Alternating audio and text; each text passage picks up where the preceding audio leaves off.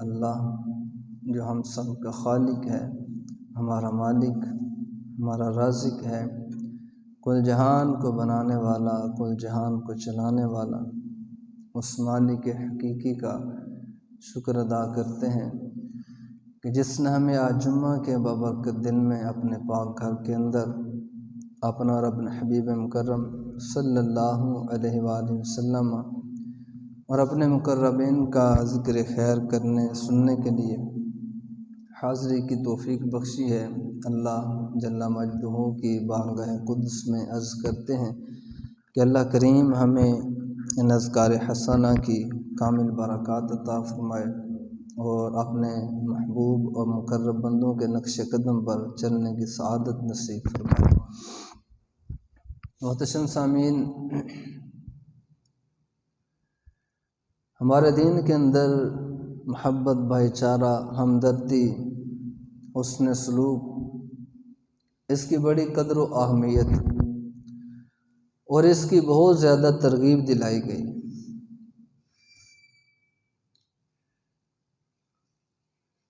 اب یہ حسن سلوک کی بہت سی مثالیں ہمیں کتابوں میں ملتی ہیں، لیکن کسی کے حسن سلوک کی کوئی کہانی آپ کو ملے گی تو اس کو بیان کرنے والا کوئی عامی شخص ہوگا، کوئی قریبی ہوگا، کوئی رشتہ دار ہوگا۔ مثال کے طور پر ہمارے محلے میں کوئی ایسا گھرانہ ہو کہ جن کا آپس میں بڑا پیار ہے، محبت ہے، سلوک ہے، تو پھر محلے دار کہتے ہیں کہ یار یہ گھر بڑا اچھا ہے، گھر والے بڑے اچھے ہیں، ان کے بچوں کا آپس میں بڑا اتحاد ہے، بڑا اتفاق ہے، محبت بھائی چارے کے ساتھ رہتے ہیں۔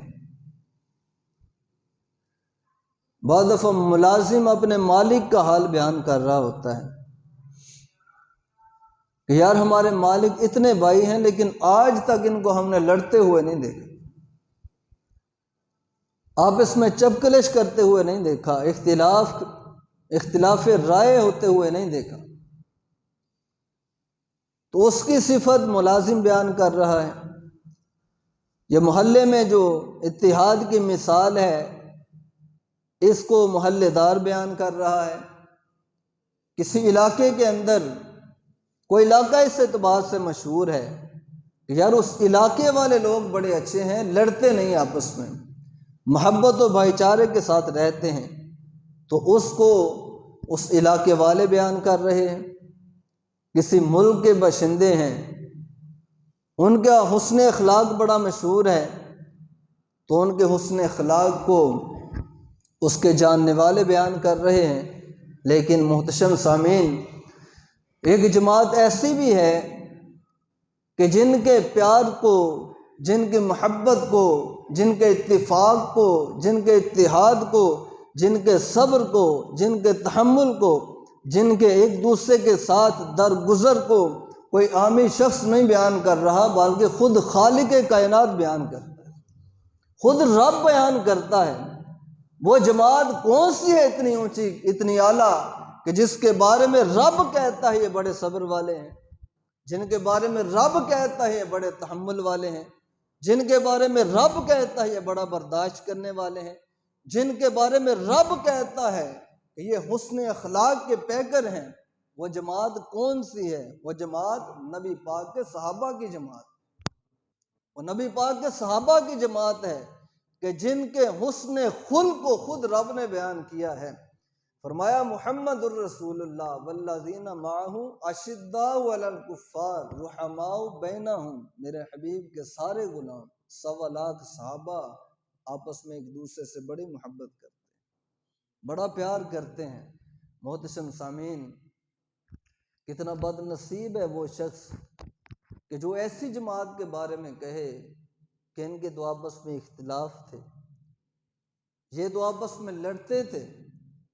جس جماعت کے اعلیٰ اخلاق کی تعریفیں رب کر رہا ہے، کوئی شخص اس کے بارے میں کہے کہ یہ تو ایک دوسرے کے حق معاذ اللہ غصب کرنے والے تھے، ایک دوسرے کے حق چھینتے تھے، اور دنیاوی مال و متاع پر لڑا کرتے تھے، وہ کتنا بد نصیب ہے کہ جو رب کے مقابلے میں کھڑا ہو گیا، کہ رب ان کی اعلیٰ شانوں کو بیان کر رہا ہے، رب ان کے اتحاد اور محبت کو ثابت کر رہا ہے، اور یہ ان کی نفرتیں، اختلاف اور جھگڑوں کو ثابت کر رہا ہے۔ یقیناً یہ شخص بڑا بد نصیب ہے، اور یہ اس کا ایسا کلام کرنا، یہ اس کے دل کے سیاہی اور گندگی پر دلالت کرتا ہے۔ کیوں کہ جو صاحب ایمان ہے، جس نے واقعی نبی پاک صلی اللہ علیہ وسلم کو اپنا نبی اور رسول مانا ہے، وہ نبی پاک کے صحابہ کے خلاف کبھی بات نہیں کر سکتا۔ کیوں کہ صحابہ وہ ہیں جن سے خود حضور نے پیار کیا ہے، حضور صحابہ سے پیار کیا کرتے تھے، تو یہ اگر کوئی ان کے خلاف بات کرتا ہے تو یہ بغض اور عناد کی وجہ سے کرتا ہے۔ ایسے شخص کو اپنے ایمان پہ غور کرنا چاہیے کہ وہ صاحب ایمان ہے بھی یا نہیں، کہ ان لوگوں کی مخالفت میں کھڑا ہے جن سے رب بھی پیار کرتا ہے، رب کا رسول بھی پیار کرتے ہیں۔ تو محترم سامعین، بعض لوگوں نے کہا کہ ابو بکر نے معاذ اللہ حق چھینا، عمر نے حق چھینا، عثمان نے حق چھینا۔ یہ باتیں سخت ہیں لیکن کرنے کی ضرورت ہے، ہمارے لوگ جانتے نہیں، اور بڑی جلدی دوسروں کی باتوں میں ہم آ جاتے ہیں۔ تو میں عرض کروں کہ جنہوں نے حق چھینے ہوتے ہیں، جن کی آپس میں جھگڑے اور اختلافات ہوتے ہیں، کیا پھر وہ لوگ آپس میں رشتہ داریاں بھی کر لیتے ہیں؟ ایک دوسرے کو بیٹیاں بھی دے لیتے ہیں، دشمن کی بیٹی سے بیٹے کا رشتہ بھی کر لیتے ہیں؟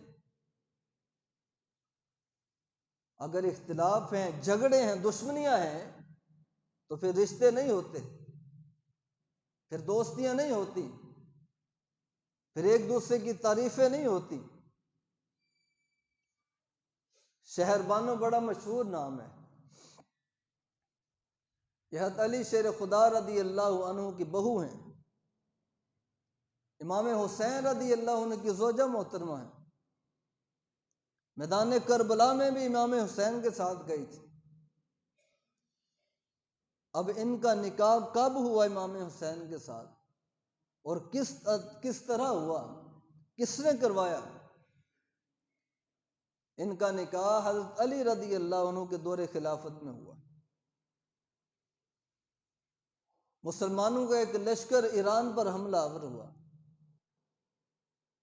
ان کو شکست دی، وہ شاہ ایران کی 2 بیٹیاں قیدی بنی،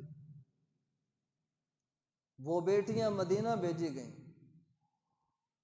حضرت علی رضی اللہ عنہ کو پتہ چلا کہ شاہ ایران کی بیٹیاں ہیں، ایران کے بادشاہ کی بیٹیاں ہیں، تو عمومی رواج تو یہ تھا کہ جو خواتین قید ہو کر آتی تھیں ان کو کنیزیں بنا لیا جاتا تھا، باندیاں بنا لیا جاتا تھا، باندی کے طور پر ان کو گھروں میں رکھا جاتا۔ حاکم وقت اپنے غلاموں کو وہ عورتیں سونپ دیتے کہ بھئی تم نے فلاں کی خدمت کرنی ہے، تم نے فلاں کی خدمت کرنی ہے۔ لیکن جب ان 2 عورتوں کے، لڑکیوں کے بارے میں حضرت علی کو پتہ چلا کہ یہ بادشاہ کی بیٹیاں یعنی شہزادیاں ہیں، تو حضرت علی رضی اللہ عنہ نے مناسب نہ سمجھا کہ ان کو کسی کی کنیز اور باندی بنایا جائے، بلکہ آپ نے فرمایا ان کو کنیزیں نہیں بنائیں گے، ان کو دلہنیں بنائیں گے، ان کو عزت دیں گے، کیونکہ ہمارے دین کا یہ بھی ایک اصول ہے کہ آقا علیہ الصلوۃ والسلام نے فرمایا کہ بھئی ہر کسی کے ساتھ اس کے منصب کے مطابق معاملہ کیا کرے، اس کے منصب کے مطابق رویہ اختیار کرے۔ تو یہ چونکہ شہزادیاں تھیں تو مناسب نہ سمجھا کہ کنیزیں بنایا جائے، تو اب شہزادیوں کے لیے شوہر بھی شہزادے ہونے چاہیے۔ اب ان شہزادوں کی تلاش میں حضرت علی لگ گئے۔ یہاں یہ بات عرض کرنا چاہوں گا کہ معاشرتی اعتبار سے اس حکمت عملی کا بھی خیال رکھنا چاہیے، جب آپ بیٹے کا، بیٹی کا رشتہ کرتے ہیں تو پھر اس کا ہم منصب رشتہ دیکھنا چاہیے۔ اگر آپ کی بیٹی پڑھی لکھی ہے تو کوشش کریں کہ لڑکا بھی پڑھا لکھا، اگر آپ صاحب مال ہیں تو پھر کوشش کریں کہ جو لڑکی یا لڑکا آپ تلاش کر رہے ہیں وہ گھرانہ بھی صاحب مال ہو، یعنی اپنی بیٹی یا بیٹے کا ہم منصب رشتہ ہونا چاہیے۔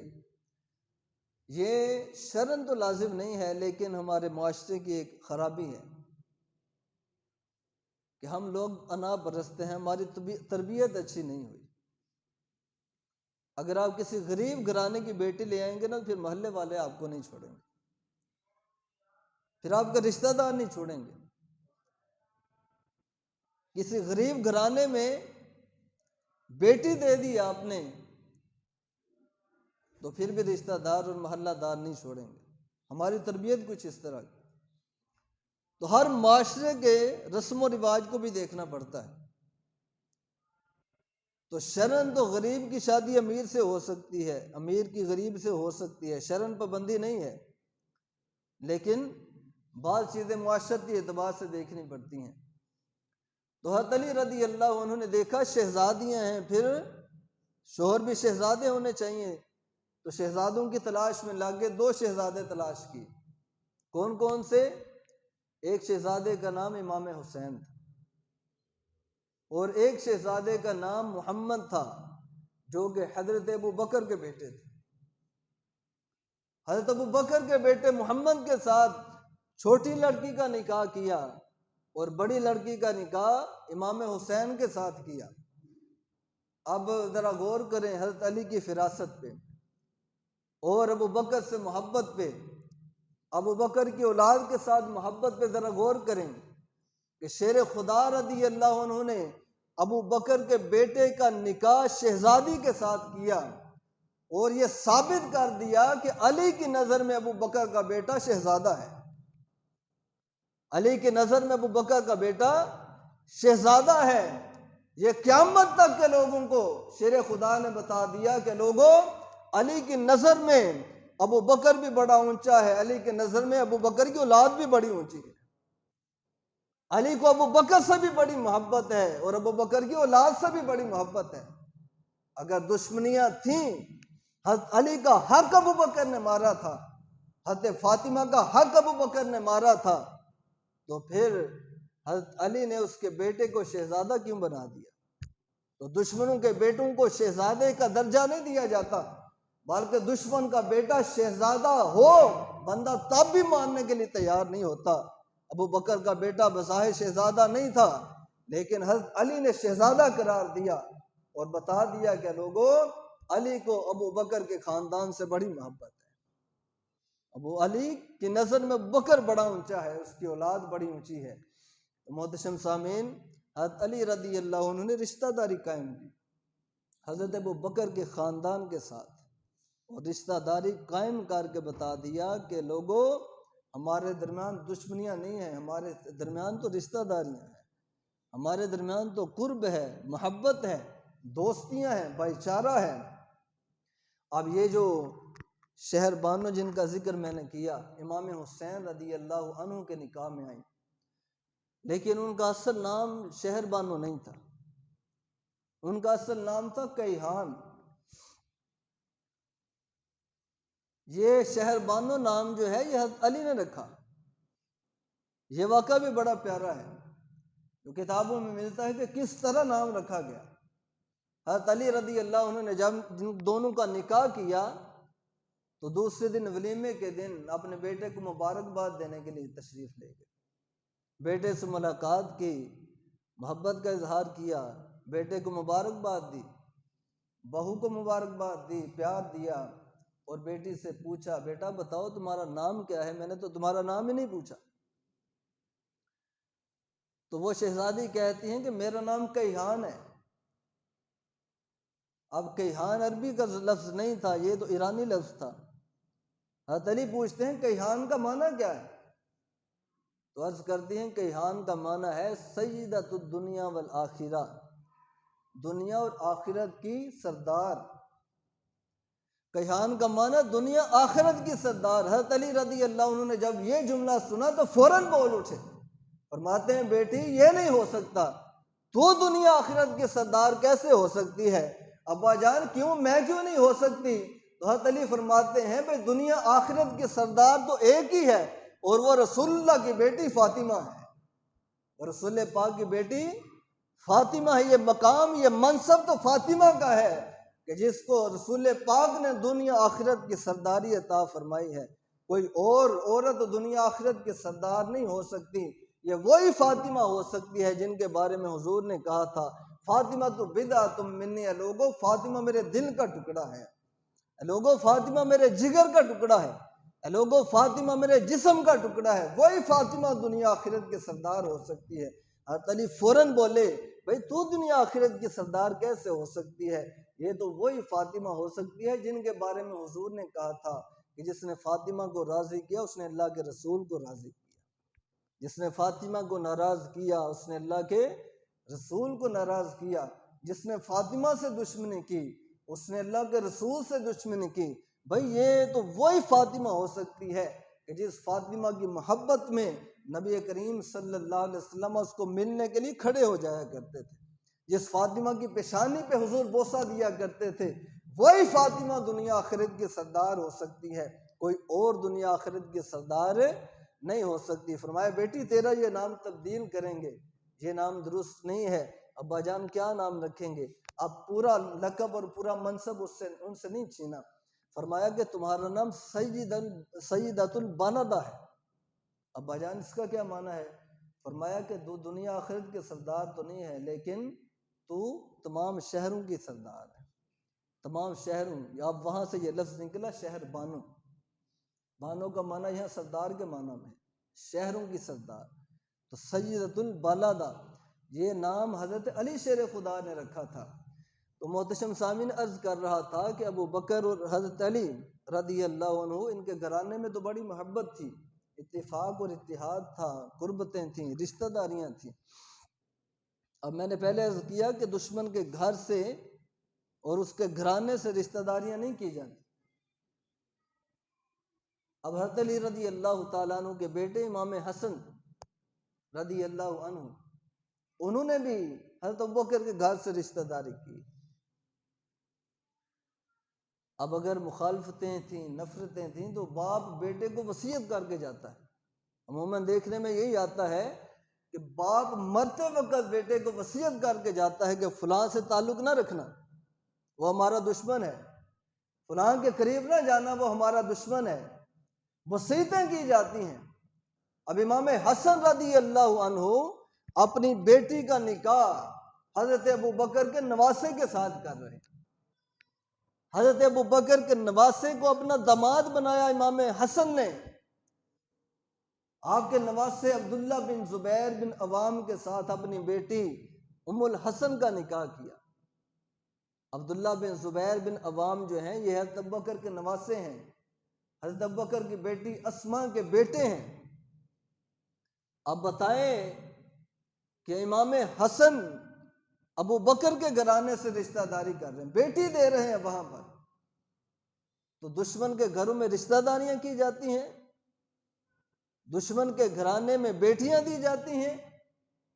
اگر نفرتیں تھیں تو پھر بیٹیاں کیوں دے رہے ہیں؟ تو ان کا آپس میں نکاح کرنا، رشتہ داری کرنا، یہ اس بات کی دلیل ہے کہ یہ دشمنیاں ثابت نہیں ہو رہی، یہ قرب اور محبت ثابت ہو رہا ہے۔ اور یہ تعلق جو محبت کا تھا، رشتہ داری کا تھا، یہ تو رسول پاک کے دور سے شروع ہوا تھا۔ آقا علیہ الصلوۃ والسلام اس رشتہ داری کا آغاز کر کے گئے، اور رشتہ داری ابو بکر اور علی کی پوری نسل میں چلتی رہی، امام باقر تک یہ رشتہ داری چلتی رہی پے در پے، اور اس کا آغاز نبی پاک نے کیا تھا۔ نبی کریم صلی اللہ علیہ وسلم کی زوجہ محترمہ کا نام ام المومنین حضرت عائشہ صدیقہ رضی اللہ تعالیٰ عنہ ہے۔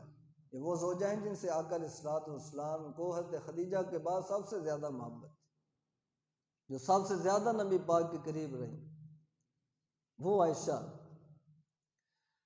تو آقا علیہ الصلوۃ والسلام کا جب وصال ہوا تب بھی حضرت عائشہ رضی اللہ عنہ کی ران پر آپ کا سر مبارک تھا۔ آپ کے حجرے میں آپ کا وصال ہوا، اتنی محبت، اتنا قرب۔ اور آقا علیہ الصلوۃ والسلام کے آخری وقت میں دل کی تمنا یہ تھی کہ میرا وصال ہو تو عائشہ کے حجرے میں ہو، اتنی محبت تھی۔ وہ عائشہ کون ہے؟ وہ عائشہ ابو بکر کی بیٹی۔ آقا علیہ الصلوۃ والسلام نے حضرت عائشہ کو اپنی زوجیت کا شرف عطا کیا ہے۔ نبی کریم حضرت ابو بکر کے داماد ہیں، یہاں سے بھی یہ رشتہ داری کا معاملہ شروع ہوا اور پے در پے چلتا رہا، بلکہ آقا علیہ الصلوۃ والسلام کا ابو بکر سے ایک اور بھی تعلق تھا، اور بھی رشتہ تھا۔ وہ کیا کہ یہ دونوں آپس میں ہم زلف ہیں، ایک ہی گھر میں دونوں کا نکاح ہوا، دو سگری بہنیں ان کی زوجہ ہیں، ایک بہن حضرت ابو بکر کی زوجہ ہیں، ایک بہن حضرت نبی کریم کی زوجہ ہیں۔ حضرت میمونہ رضی اللہ تعالیٰ عنہ یا آقا علیہ الصلوۃ والسلام کی زوجہ محترمہ ہیں، میمونہ بنت ہند اور اسماء بنت ہند، یہ حضرت ابو بکر کی زوجہ ہیں، یہ آپس میں دونوں سگی بہنیں ہیں۔ ایک کا نکاح نبی پاک سے، ایک کا نکاح حضرت ابو بکر کے ساتھ ہوا ہے۔ تو جو دشمنیاں ثابت کرتے ہیں انہیں یہ رشتہ داریاں نظر نہیں آتی، جو لوگ مخالفتیں ثابت کرتے ہیں ان کو یہ رسول اللہ کے گھرانے سے قرب نظر نہیں آتا، یہ محبتیں نظر نہیں آتی۔ نبی کریم صلی اللہ علیہ وسلم تو ابو بکر کے بغیر ایک لمحہ رہنا گوارا نہیں کرتے، بلکہ ابو بکر کو یہ شان عطا کی نبی کریم نے کہ قیامت تک اپنے قرب کا شرف عطا کیا ہے۔ ابو بکر سے پوچھا گیا تھا جناب بتائیں دل کی تمنا کیا ہے، تو کہتے ہیں یار دل کی تمنا یہ ہے کہ ہر وقت نبی پاک کو دیکھتا رہا۔ ابو بکر اور کیا تمنا ہے؟ یار اللہ نے مال بڑا دیا ہے، ابو بکر کا دل چاہتا ہے کہ سارا مال حضور پہ لٹا دے۔ ابو بکر اور بھی کوئی تمنا ہے؟ جناب اور بھی تمنا ہے، وہ کیا ہے کہ ہر وقت حضور کی بارگاہ میں حاضر رہوں۔ تو اللہ کریم نے تینوں باتیں پوری فرما دی، تینوں نیتیں پوری فرما دی کہ سفر و حضر میں ابو بکر حضور کے ساتھ رہتے ہیں۔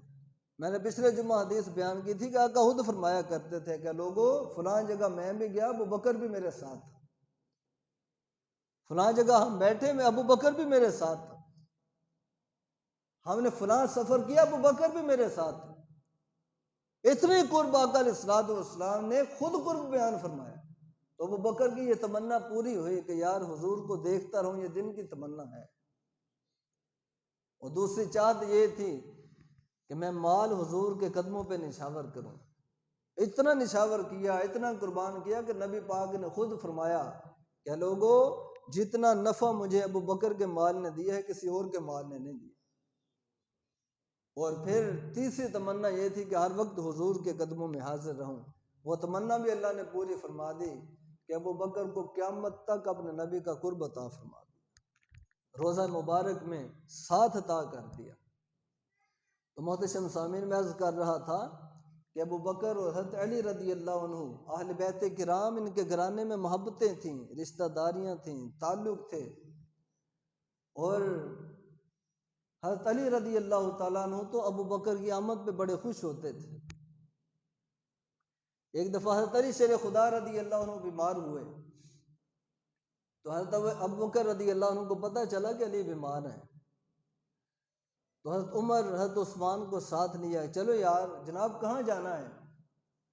فرماتے ہیں کہ بھئی علی کے گھر جانا ہے، علی بیمار ہے، اس کی عیادت کرنی ہے۔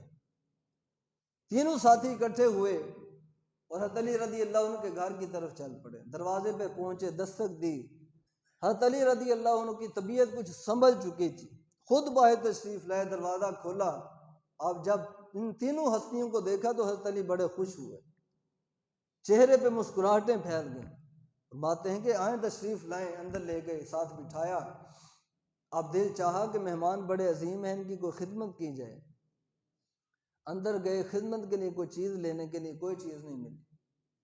تفسیر روح المعانی کے اندر یہ واقعہ لکھا گیا ہے، کوئی چیز نہیں ملی۔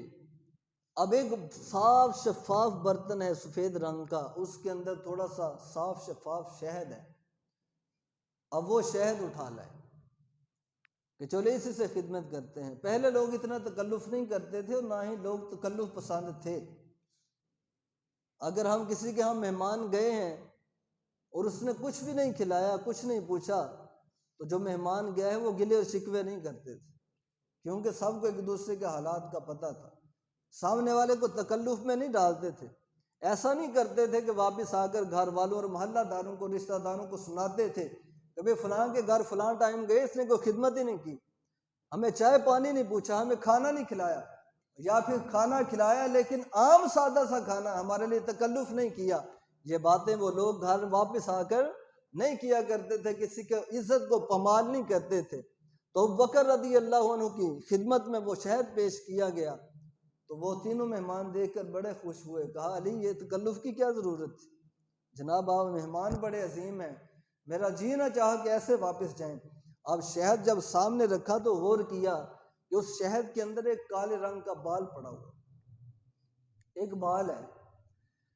اب حضرت علی رضی اللہ عنہ بال کو نکالنے لگے تو ابوبکر فرماتے ہیں بھئی علی ٹھہر جاؤ، ماحول بڑا اچھا بن گیا ہے، بڑی اچھی فضا پیدا ہو گئی، اب اس ماحول کو مد نظر رکھو کہ سفید برتن ہے، برتن کے اندر صاف شفاف شہد ہے، اس شہد کے اندر کالے رنگ کا بال ہے، اب اس منظر کو مد نظر رکھ کے